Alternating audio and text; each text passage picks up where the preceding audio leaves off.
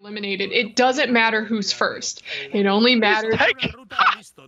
Did you watch the woolly mammoth? He took the egg and like took it to another team's base. He was like, "Here, it's over. You can have it." All right, it looks like we are actually getting into JL Tommy's match, and would you look at that? All four have made it to the end, so we could see our first perfect game here for the EU Fall Guys Fridays, and it's happening in game one. Like I said, with the NA Fall Guys, like this was happening almost every single round. Someone was walking away with a perfect game, so I fully expect to see one here.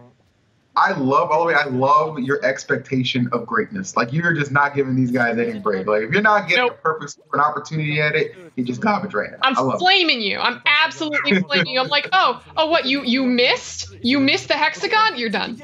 Go home. You are the weakest link. Very fair. Goodbye.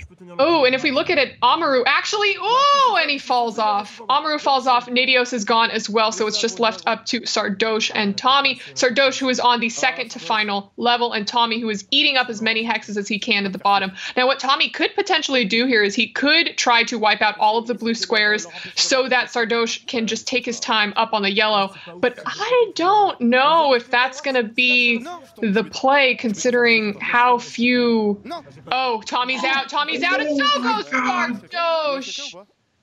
That is so tough. Oh, yeah, that's just the issue with so many people being left alone on that final layer. They're going to eat up as many squares or hexes as possible. And even if you're higher up, you fall in one bad place and that's it. So that is only 4 points that Team JL Tommy is going to walk away with, as all four made it to that final round, but no crown was picked up. That's rough. I mean, you get all four members in there, talented squad like that. You expect to get victory, but hey, just be like that. We got another Hex match picking up. I can imagine a lot of these guys are pretty happy with that. I think Hex is kind of universally agreed on to be like everyone's favorite finale. Now, I'm not speaking for everybody, but that's just kind of what I've noticed. The general tone for a lot of players. Looks like Isaac and Bivor here are the only two left. Mm-hmm. Oh, and we're gonna go over. Oh. Hammers at the end! This is a replay. Is he able to take the crown? He gets the crown. I wasn't able to see who is this, who's walking away with the win. He got a diva chair, so he's got good taste. Quality chair. Did you see that slick hammer maneuverability, bro? He just went around it like it was just opening the door for him. Like, it was not a hazard at that point, okay? Yeah, you just didn't move around it. But yes, like you were saying, Isaac now on the final match, and it looks like someone right next to him is trying to kick him out, take away all of those hexes, but Isaac went for a very questionable dive there.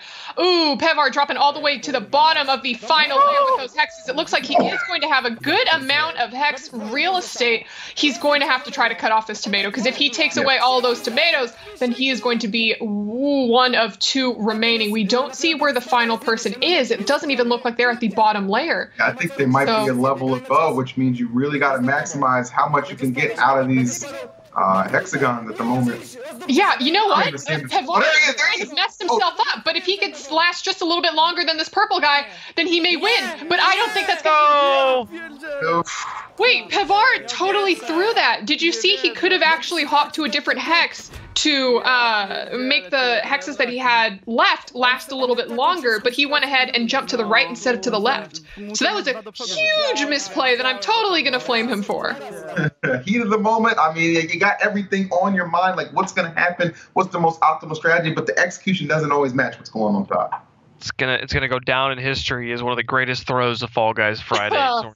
It's game one. It's game one. I think that maybe I'm just too used to the amazing NA talent of Team Grand Pooh Bear and even Castro's squad, who I don't think we were able to see for game one, but I'm excited to see how they did in the standings when we have all that calculated. I don't know. I feel like Golden Boy and Sancho over on Rival Center